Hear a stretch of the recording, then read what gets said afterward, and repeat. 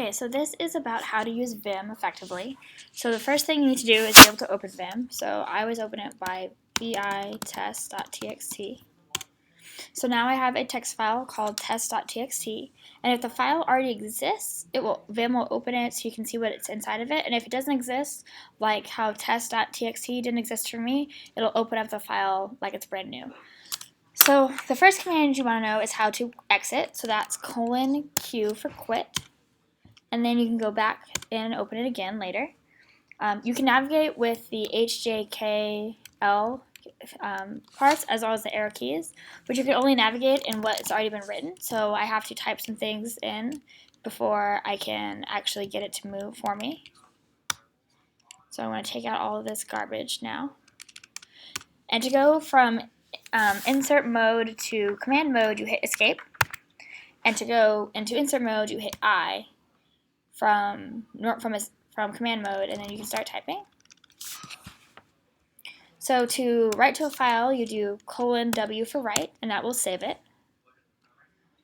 You can also combine commands, so you could do like :WQ to write and quit, or you could do :X, which will write and quit at the same time as well. So in order to delete a line, so I write this line, I want to delete just this line as opposed to this line and some other lines. So I want to delete line 3. I can do that by going into command mode and doing DD, which will delete that line, or I can do capital D, which will also delete the line, but it will leave the space there. To copy it, the command is YY, or just capital Y. And then to paste, it's just P or P. So it's either lowercase p or uppercase P, depending on if you want to go before or after your cursor. And then to undo changes, it's U. We'll undo some changes that you want done. And then to redo a change that's previously undone, it's :red. And so there's also some really cool things, like if I put matching sets of braces on here, then I can do something like print % in command mode, and it'll jump between matching sets of braces for me. That's pretty nice. It highlights that. There's also something that you can do, which is :line number, which will jump your cursor to a specific line, and it's 1 index. So that's pretty nice. You can also do some searching. So with a slash, I can search for some things, and it'll go from the top and look at the bottom, and if you hit N, it'll go to the next occurrence of that. But there's only one occurrence of ;KA in my stuff. I can also split my screen, so if I do split, it will give me 2 screens to work with, and I can go between them using, by clicking between them. If I have my mouse turned on, which I don't currently. I normally have my mouse turned on, so I don't know how to go between them without the mouse. And then to get out of one of them, you just do :Q. You can also split vertically using VSplit. So now I have 2 different versions of this one file that I can do. You can also VSplit with a different file, or horizontal split with a different file. So you could be looking at, that's what people get in the lab, they get the 4 different Vims on the same screen, is they split vertically and they split horizontally. There's lots of other commands, but these are the ones that I find to be the most helpful. You can also set something called a vimrc. I currently have mine turned off so that I got just vanilla Vim, but I'm going to slowly turn on more things and show you what they do so you can see how nice Vim can actually be. So the first one is a set mouse command. So you do set, in command mode, you do set mouse equals A, and this will turn on clicking and scrolling, so you can click and scroll.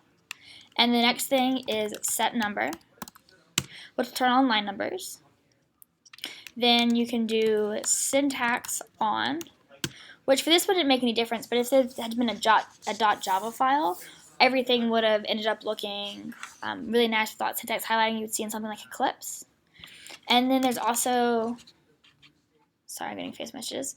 There's also set HL search, which highlights the last thing that I searched for. And then there's set incremental search, which is as I'm typing a search query, so I can do something like :K A J K A J. It highlights the matches as I'm going through them. There's also set show match, which will show matching sets of parentheses within the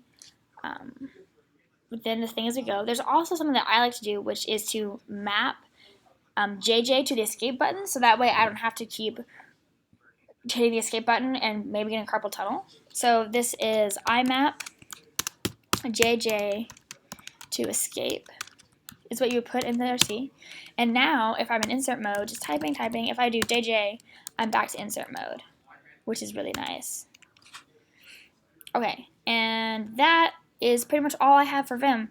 There's a lot of other settings that people use, like I know there are settings for things like auto-completion and auto-compiling within Vim, and you can find those on the internet, but the ones that I showed you are the basics. And let me go ahead and show you what my VimRC looks like. So the VimRC lives in the base here, so I turned everything off, so I want to turn back on, setting the number, setting the mouse, the abbreviations that I want turned on, my aliasing.